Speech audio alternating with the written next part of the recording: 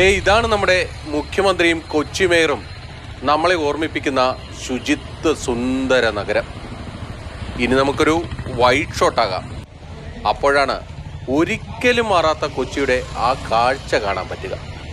ഇവിടെ ആരും ചപ്പുചവറുകൾ ഇടരുതെന്ന് ബോർഡ് എഴുതി വെച്ചിട്ട് അതിനു താഴെ തന്നെ അതും മാലിന്യം ചാക്കിൽ കെട്ടിക്കൊണ്ടിട്ടിരിക്കുന്ന നഗരസഭ.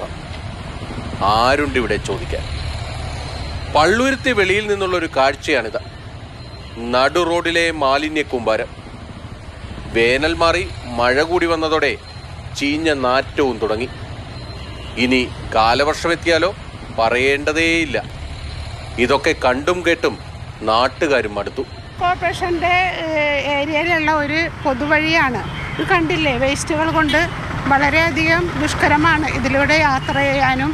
ഇപ്പോൾ നിറയെ പട്ടികളും ആൾക്കാർക്കൊക്കെ ഭയങ്കര ബുദ്ധിമുട്ടാണ്. അതുപോലെ തന്നെ തൊട്ടടുത്തൊരു ഹോസ്പിറ്റലുണ്ട്, ഗൈനക്ക് ഹോസ്പിറ്റൽ. ഇനി കൊച്ചി മേയറോടാണ് ഒരു വാക്ക്.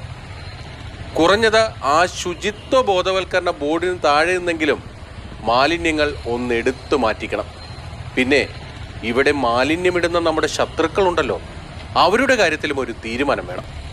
ക്യാമറമാൻ ജോയ് സിയാറിനൊപ്പം ബിനിൽ, മാതൃഭൂമി ന്യൂസ്, കൊച്ചി.